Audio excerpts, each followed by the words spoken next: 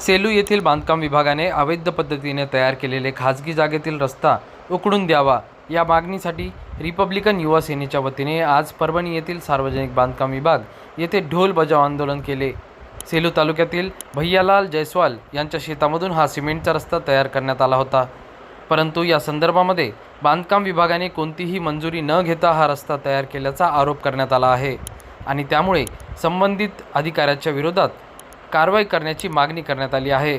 या अगोदर देखील अनेक वेळा या संदर्भामध्ये प्रशासनाकडे पाठपुरावा करण्यात आला होता, परंतु प्रशासन याकडे पूर्णपणे डोळे झाकत असल्याचा आरोप आंदोलकांनी केला आहे। प्रतिनिधी रियाज कुरेशी, DLP न्यूज, परभणी। बांधकाम विभाग सेलू येथे तत्कालीन कर्तव्यावर असलेले उपकार्यकारी अभियंता माने यांनी 1000 फुटाचा रस्ता केवळ 10 ते 15 फुटामध्ये कंप्लीट करून जवळपास 90 फूट रस्ता हा कागदोपत्री लाटला आहे। प्रशासनाला आम्ही मागच्या अनेक दिवसांपासून निवेदन देतोय।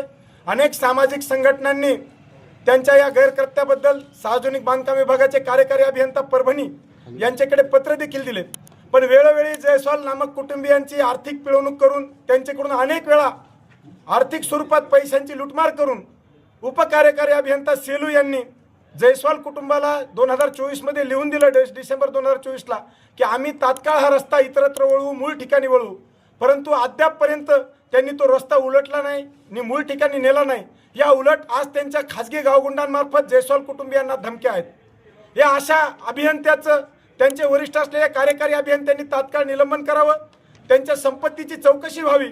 शासन निधीमध्ये झालेला रस्ता जवळपास 80 फूट रस्ता हा कागदावर उपकार्यकारी अभियंत्याने कागदावर उचलून खाल्लेला आहे, त्याची देखील चौकशी व्हावी।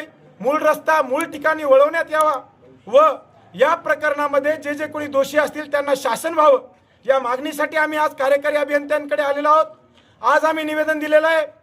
आज नंतर 15 ऑगस्टच्या आत स्वातंत्र्य दिनी तोपर्यंत जर या प्रकरणामध्ये न्याय मिळाला नाही तर या राज्याचे मुख्यमंत्री यांचे दालनासमोर आम्ही हजारो कार्यकर्त्यांसह रिपब्लिकन युवा सेनेच्या वतीने मुंबई येथे तीव्र आंदोलन करणार आहोत, अशा इशाऱ्याचे आज आम्ही निवेदन कार्यकारी अभियंता यांना दिलेलं आहे।